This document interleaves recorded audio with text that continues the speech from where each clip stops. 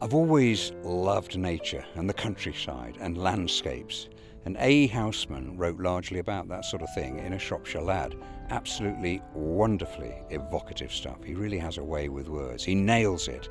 Often quite simple, but really catches the mood and immediately transports you to another area, a sort of mini rural paradise. So he's always really got to me. I absolutely love some of his stuff.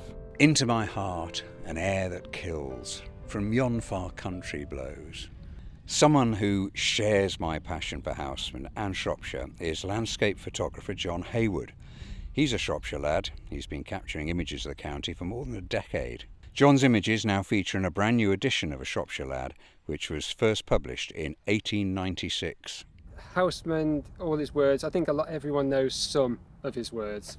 And I thought it was an absolute pleasure to work on. I'm really pleased with how it's come together. Some of the pictures I already had for it, but some I had to take for the book. For instance, there's one picture that mentions moonlight and Ludlow, and I didn't have any pictures that fit the bill. So I came onto Wycliffe Common one night and got the full moon rising behind St Lawrence's Church.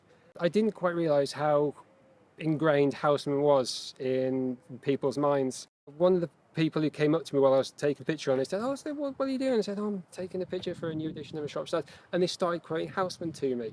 And it gave me a deeper appreciation of the words, hearing other people share their love for it.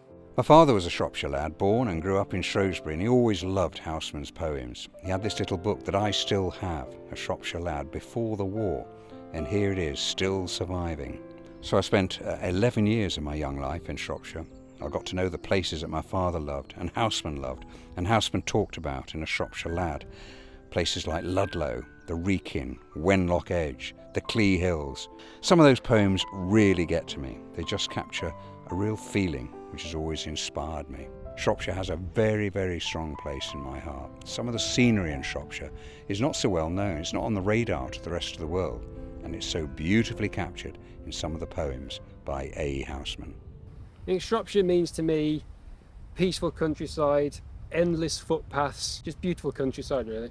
I mean, I know Housman's popular, but I didn't realise quite how much he means to some people. I think a lot of people relate to A Shropshire Lad because it deals with the eternal themes of love, loss and the passage of time. What are those blue remembered hills? What spires, what farms are those? That is the land of lost content. I see it shining plain, the happy highways where I went and cannot come again.